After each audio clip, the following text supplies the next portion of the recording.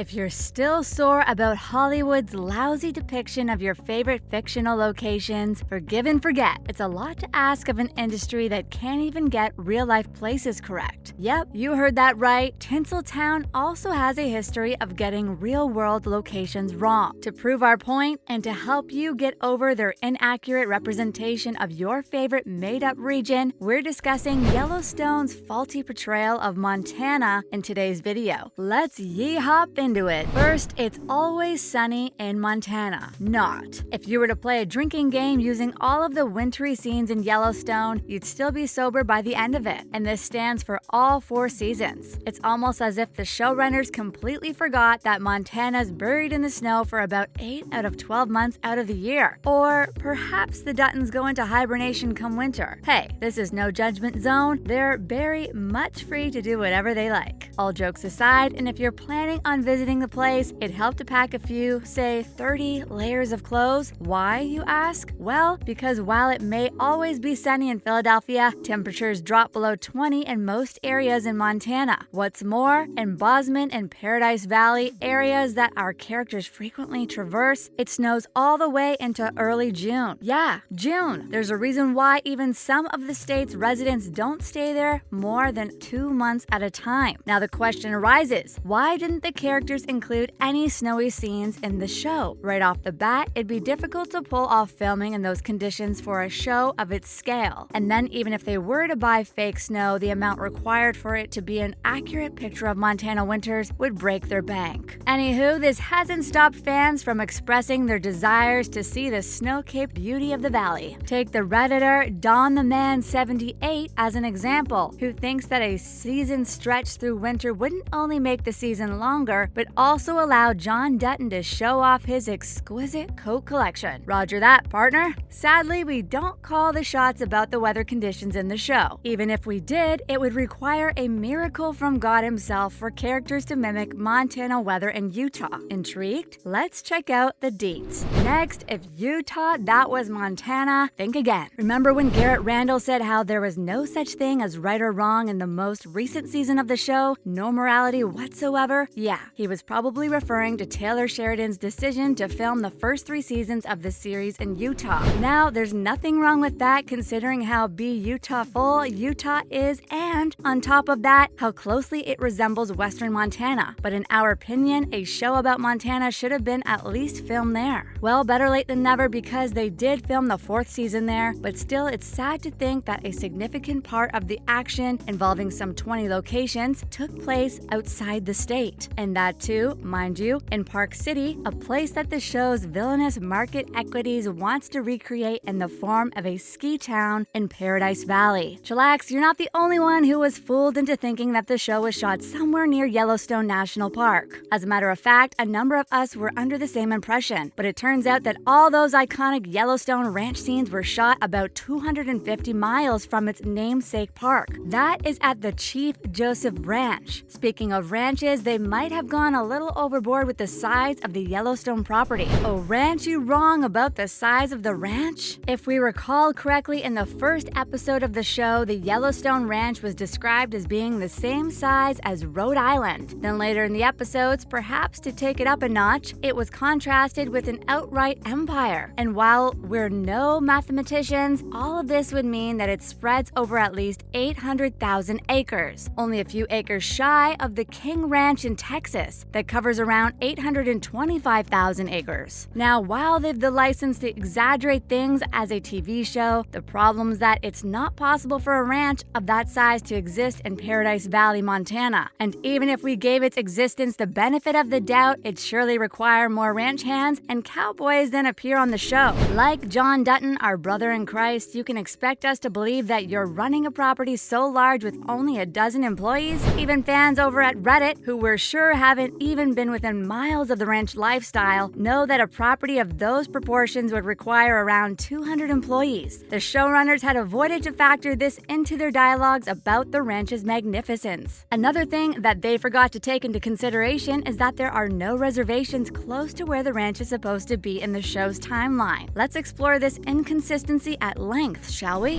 Now, reservations about the presence of a reservation. While it's hard not to appreciate Sheridan for highlighting the Native American issue and exploring the land-grabbing storyline, the fact remains that there aren't any reservations in Paradise Valley. Even the closest one is a few hours away and several countries over at that. But real or unreal, we do hope that they flesh out the chief rainwater and the broken rock angles in the upcoming seasons. They seem to have taken a back seat since the last 2 seasons. Oh, and this mention of countries reminds us that Bosman and Paradise Valley aren't as close at hand as the show makes them seem. Confused? Fret not. Here's another tiny lesson in Montana's geography. Next, Bosman and Paradise Valley aren't exactly nearby. Now let's admit, we've seen characters waltzing in and out of these areas as if they were literally next door. But believe it or not, they're not even in the same country. In fact, although this isn't a big deal to natives, it takes about 90 minutes to get from one to the other in a car. What's worse is that the two are connected via the Bosman Pass, which, if you've ever had the misfortune of traveling to Paradise Valley in the winter, is nothing short of a death trap when it snows. No wonder they haven't portrayed the winter season thus far. All the characters would have been dead by now. Your depiction problems with Hollywood ironed out. It's time to look at what else is going on in the Yellowstone realm. Giddy up. Now, other related news. Andrew Garfield has something to say about the chief rainwater actor. If you're desperate for drama, senses are tingling, calm down. There's no drama here. Andrew didn't drag or diss Gil Birmingham. He simply answered a few questions about his return to Yellowstone.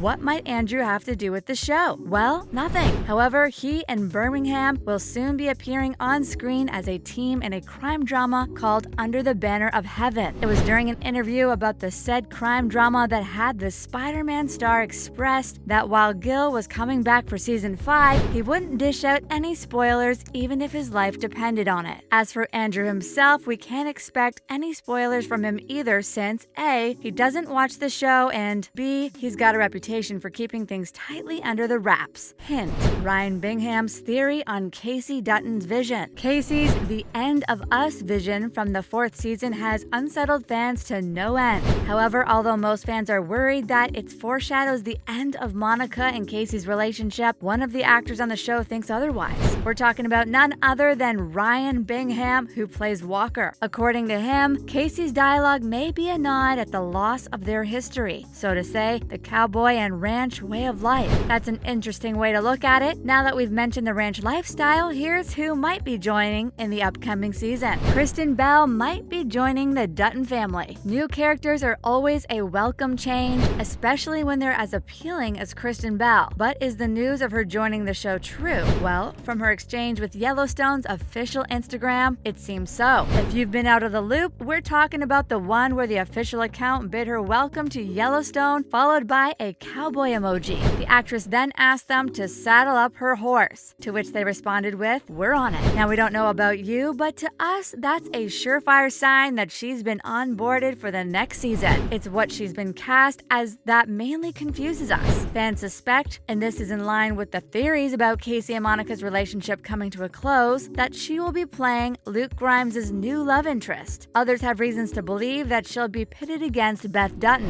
Whatever it is, we hope that fans are in for a ride of a lifetime with the show's 5th season, and that she has a huge part to play in it. That's a wrap for this video. Which one of these inconsistencies was the most glaring? If given the chance, would you make any changes to the show's settings? Let us know in the comments below. Make sure to give this video a thumbs up and subscribe to our channel for more videos like this. See you in the next one.